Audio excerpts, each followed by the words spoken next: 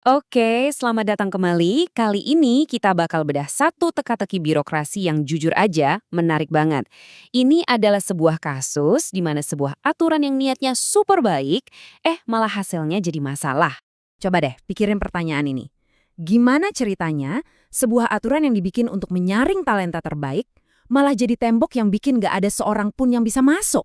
Aneh kan? Nah, inilah inti dari paradoks yang mau kita bongkar. Biar gampang, coba deh bayangin gini. Ada perusahaan buka lowongan kerja. Syaratnya, punya pengalaman 5 tahun pakai bahasa pemrograman yang baru rilis kemarin sore. Ya jelas gak bakal ada yang bisa daftar dong. Nah, yang bikin geleng-geleng kepala, situasi absurd kayak gini itu beneran terjadi di sistem pemerintahan kita. Oke, kita masuk bagian pertama ya. Dan di sini kita lihat gimana standar yang mustahil tadi itu bukan lagi sekedar bayangan, tapi jadi masalah konkret yang dihadapi sebuah lembaga pemerintah yang baru dibentuk di Indonesia. Oke, biar paham kita kenalan dulu sama pemain utamanya. Yang pertama, ada PPPK. Intinya, ini adalah sistem rekrutmen pegawai pemerintah yang berbasis kontrak. Tujuannya bagus banget, yaitu untuk menjaring orang-orang yang kompeten dan profesional lewat sistem merit atau prestasi. Terus, pemain keduanya adalah SPPG. Ini adalah unit baru yang tugasnya super penting, ngurusin program gizi nasional. Nah, karena ini unit baru, jelas mereka butuh orang secepat-cepatnya buat kerja kan? Nah, disinilah masalahnya mulai kelihatan. Di bagian kedua ini, kita bakal lihat gimana dua hal ini, aturan dan kenyataan, akhirnya tabrakan. Nah, ini dia intinya. Lihat deh perbandingannya.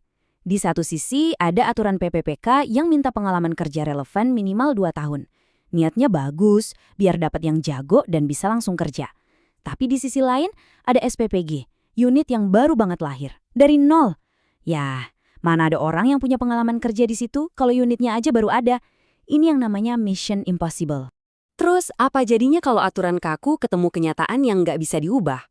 Well, yang terjadi adalah efek domino. Yuk kita lihat efek berantainya.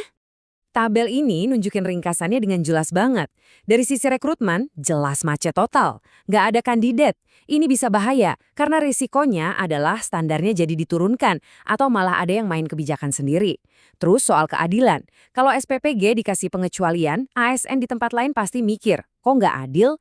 Dan terakhir soal kinerja, ya jelas jadi nggak efisien. Jadi kalau kita bedah lagi nih efek dominonya, ini bukan cuma soal susah rekrut orang loh, dampaknya itu kemana-mana. Pertama, sistem merit yang susah payah dibangun jadi terancam. Kedua, kebijakannya jadi nggak pas sama kebutuhan organisasi. Ketiga, ini bisa bikin motivasi pegawai lain turun karena merasa ada ketidakadilan. Dan yang paling fatal, unit baru ini jadi lambat kerjanya, padahal tugasnya penting buat publik. Oke, masalahnya udah jelas. Bikin pusing kan? Terus solusinya gimana dong? Nah, untungnya penelitian ini juga nawarin jalan keluar yang lebih cerdas dan adaptif. Nah, ini dia jalan keluar yang lebih masuk akal. Jadi, nggak langsung pakai aturan PPPK yang kaku. Tahap pertama, rekrut dulu staf awal pakai kontrak biasa, non-ASN. Terus, di tahap kedua, periode ini dipakai buat belajar, buat training, buat membangun sistem di dalam unit baru itu. Nah, kalau unitnya udah jalan dan stafnya sudah terbukti kinerjanya, baru deh masuk tahap 3. Mereka bisa ikut seleksi PPKP secara formal, simple, logis, dan tetap adil. Mungkin kelihatannya ini cuma masalah kecil ya, soal rekrutmen di satu unit aja. Tapi sebenarnya, kasus ini ngasih kita pelajaran penting banget tentang cara kerja pemerintahan dan pembuatan kebijakan.